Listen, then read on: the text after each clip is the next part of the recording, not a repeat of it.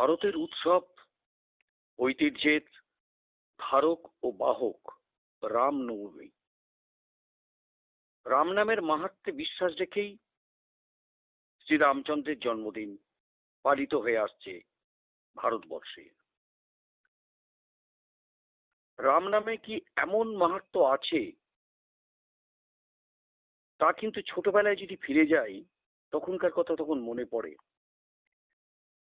আসলে ভগবান রামচন্দ্র যেন বিপদ মুক্তির পুরুষোত্তম পুরুষ। ছোটবেলায় যখন মাঠে ঘাটে যখন আমরা ঘুরি, সেখানে দেখা যাচ্ছে হঠাৎ যদি প্রচুর বৃষ্টি, তার সঙ্গে যখন বাজ পড়ছে, বাড়িতে বাজের পর বাজ যখন পাচ্ছে, বাজ পড়ে যাচ্ছে অনর্গল, সেই সময় দেখা যায় যে মা কাকিমারা তখন শুধু বলতেন যে রাম নাম কর, রাম নাম কর, রাম নাম কর। এই যে রাম নাম, সুতরাং এর থেকেই বোঝা যায় যে তিনি যেন বিপদ মুক্তির পুরুষোত্তম পুরুষ। আবার যখন দেখা যাচ্ছে যে কোনো ভূতের ভয়, গ্রাম বাংলায় ভূতের ভয়, তখনকার যে গুটগুটে অন্ধকার ছিল, তখনও দেখা যাচ্ছে যে আমরা কিন্তু সেটাই করতাম, রাম নাম, রাম নাম করলে বোধহয় ভূত চলে যাবে। সুতরাং এই রাম নামে যে কি এমন মাহাত্ম্য আছে যে দেখা যাচ্ছে ভূত প্রেত থেকে শুরু করে সে বাজ ফাজ সবকিছুকেই রক্ষা করে দেয় এই রাম। আজ রামচন্দ্রের জন্মদিন। দশরথ কৌশলার ঘরে এসেছিলেন সূর্যবংশীয় জাত ভগবান শ্রী বিষ্ণুর সপ্তম অবতার। দেশের চতুর্দিকে পালিত হচ্ছে রামনবমী। এটা বলার অপেক্ষা রাখে না যে এই রামকে স্মরণ করা সেটা খুবই ভালো, কিন্তু সেটা বেশি স্মরণের নামে বেশি উত্তেজনা প্রকাশ না করাটাই সেটা ভালো। ভক্তির সঙ্গে রাম মাহাত্ম্য প্রচার বা রামের নাম করাটা সব সময়ই ভালো। আমরা দেখেছি যে রাম নামের যে একটা অলৌকিক শক্তির কথা তুলসীদাস রাম নামের যে অলৌকিক শক্তির কথা বিশ্বাস রেখেছিলেন, তুলসীদাসের রচনায় যেটা আমরা পাই, তার অলৌকিক শক্তির যে ব্যাখ্যা তিনি দিয়েছিলেন, সেটা তিনি বলেছিলেন যে আমি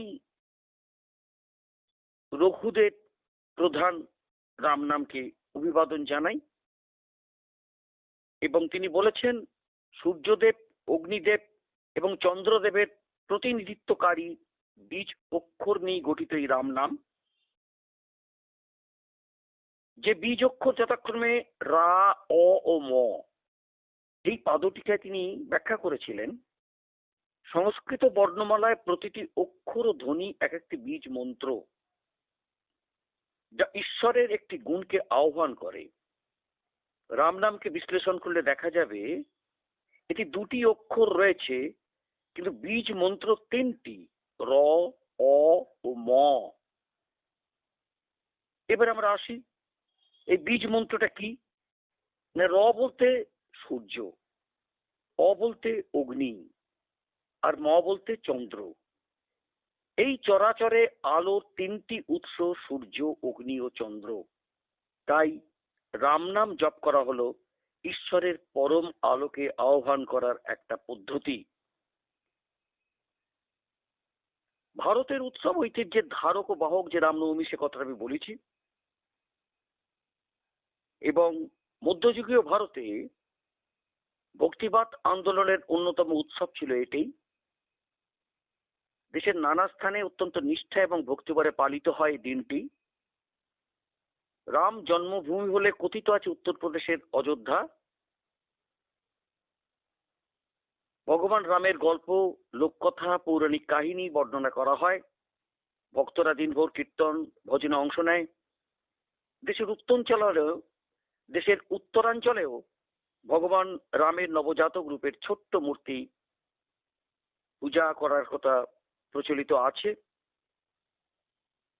সেটা আমরা জানি নবজাতক রূপের ছোট্ট মূর্তি রামজি। বলতে কোনো দ্বিধা নেই, আমার বাড়িতেও রামজি রয়েছেন এবং আমার বাড়িতে রাম উপাসনা প্রতিদিনই হয়। আজও রামনবমীতে তার উৎসব রয়েছে। আরো একটা কথা এই প্রসঙ্গে বলে রাখা ভালো যে দোল উৎসবের শেষ কিন্তু এই রামনবমীর উৎসব। আমাদের এই চক্রবর্তী বংশের জয়নগর মজিলপুরের বিখ্যাত যে ধন্বন্তরী কালীবাড়ি যে আছে, আমাদের ইষ্ট দেবী কুলদেবী, এবং এই চক্রবর্তী বংশের এই রামনবমীটি হচ্ছে দোলটাই হচ্ছে দোল এবং এটি শেষ দোল। সেই বড় দোল থেকে আরম্ভ হচ্ছে, তারপর পঞ্চম দোল বা বিভিন্ন পাড়ায় যে দোলগুলো আছে সে দোলগুলো হয়ে গেল।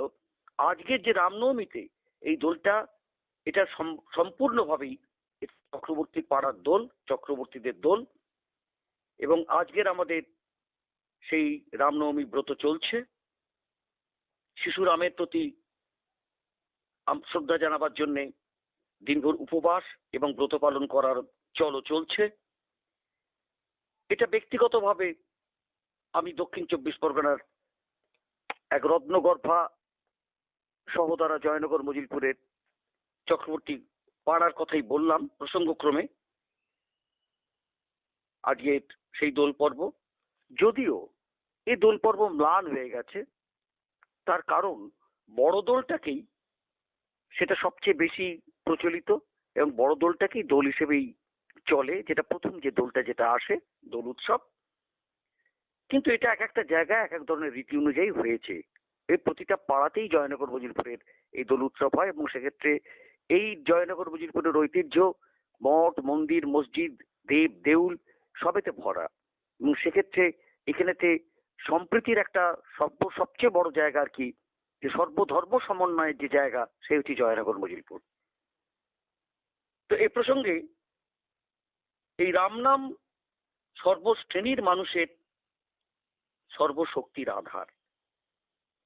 তাই এখানেতে কোনো জাতিভেদ কিছুর ব্যাপার কিন্তু আসে না। দক্ষিণ ভারত অবশ্য স্ব ঐতিহ্য মেনে রামনবমী উদযাপন করে।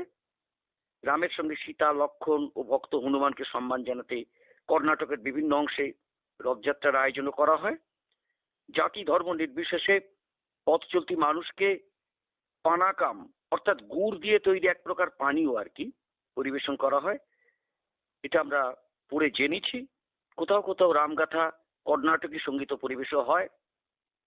তামিলনাড়ুতে ভোরের সূর্যকে জল নিবেদন করে দিনটি পালন করা হয়।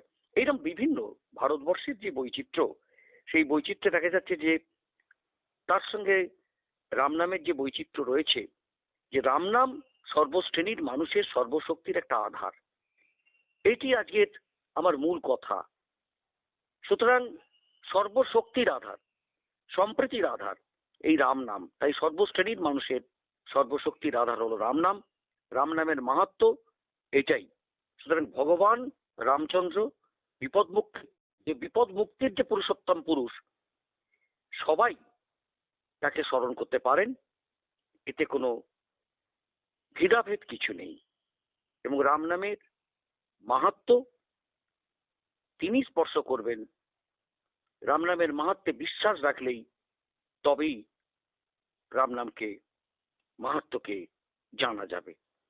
যাক, এই পর্যন্ত আমরা আজকের দিনে, এই পবিত্র দিনে, রাম নবমীর দিনে আপনাদের কাছে উপস্থাপন করলাম।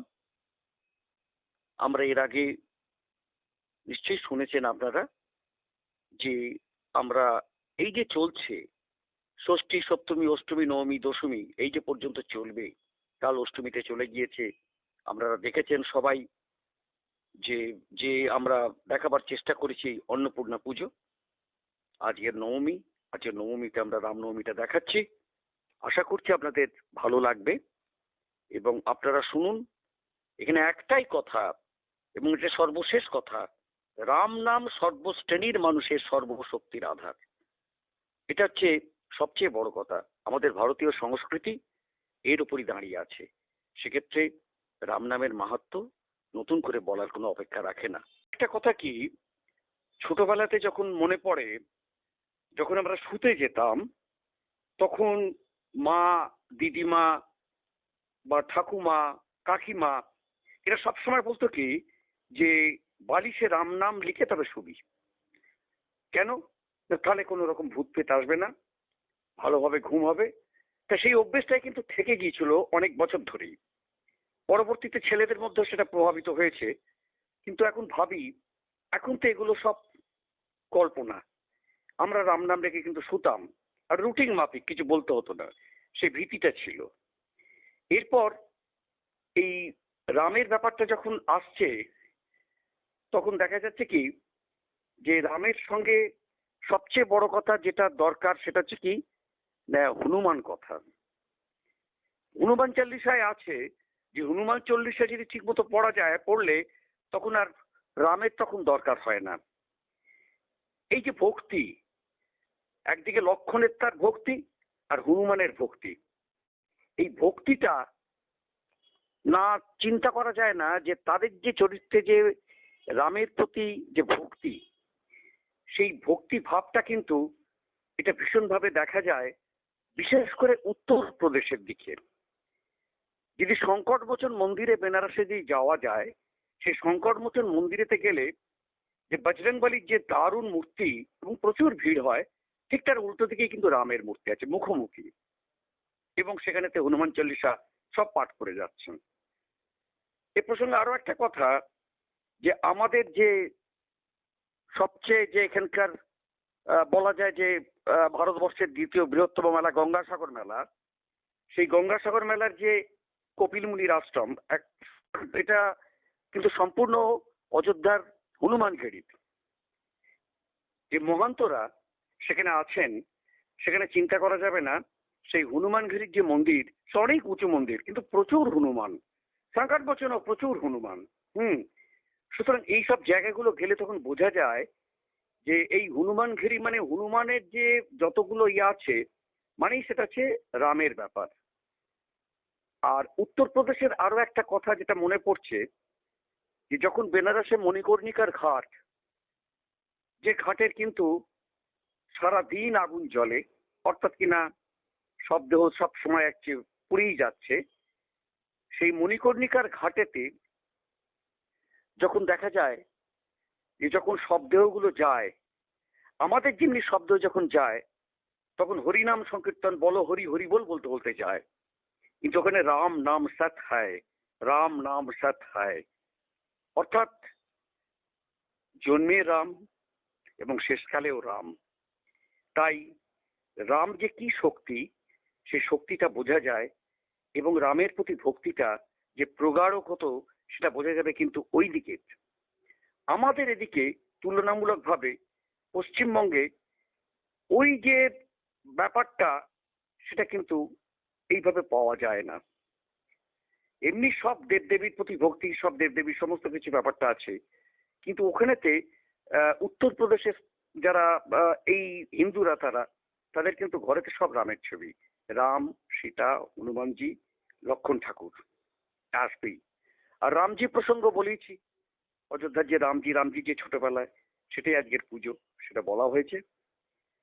তো এই জন্যে মনে হয় যে রামের যে প্রত্যেকটা ক্ষেত্রেই যে রামের যে একটা পরিচিতি, হ্যাঁ, এবং যে বিশ্লেষণটা আমি যতটা পারার, যতটা পড়ে শুনে যতটা করার চেষ্টা করেছি, কিন্তু আজকের এই দিনেতে, অর্থাৎ এই আজকের রাম নবমীতে শুধু মনে হয় সেই ছোটবেলার কথা, যে সব সময় রাম নাম লেখা থেকে শুরু করে আর সর্বক্ষেত্রেই যে রামের প্রভাব, এটা এখন চিন্তা হয়। তো যাক, এরপরের প্রসঙ্গে আমি আসছি, আপনারা শুনুন। ছোটবেলার ওই শোবার সময় বালিশে রাম নাম লেখার যেমনি কথাটা বললাম, সেই সঙ্গে আরো একটা কথা ভালো মনে আছে, যখন কোনো কোনো হয়তো বনের মধ্যে দিয়ে যাচ্ছি, বা একটু গভীর, একটু মানে জঙ্গল টঙ্গলের মধ্যে দিয়ে যাচ্ছি, কি রাত হয়ে গেছে, পাশে কোনো শ্মশান আছে, তখন তো গ্রামের ব্যাপার, এখন তো এইভাবে ইলেকট্রিফিকেশন কোনো কিছু হয়নি বা এই কমিউনিকেশনও ছিল না। তো তখন এই সাহস জোগাবার জন্যে বেশ ভালো মনে আছে ছোটবেলার কথা। স্মৃতি থেকে বলছি। তখন বলতাম যে ভূত আমার পুত, পেতনি আমার ঝি, রাম লক্ষ্মণ বুকে আছে, ভয়টি আবার কি। এটাও একটা সেই সময়কার, কিন্তু আমরা সবাই বলতাম। সেই সময় ছেলেবেলার কথা স্মৃতিতে সবসময় ভেসে থাকছে। তাই আপনাদের শোনালাম, হয়তো আপনাদের ছেলেবেলাটাও ঠিক একইভাবেই গেছে, যারা গ্রামগঞ্জে যারা ছিলেন। এখন তো শহর হয়ে গেছে, বিদ্যুতায়ন, সব দিকেই আর কি রাস্তাঘাট, সংস্কার, বাড়ি, এখন কংক্রিটের জঙ্গল হয়ে গেছে। এখন আর আসল জঙ্গল কোথায়, ঝোপঝাড় কোথায় আর পাবেন না খুঁজে, সবই পরিষ্কার।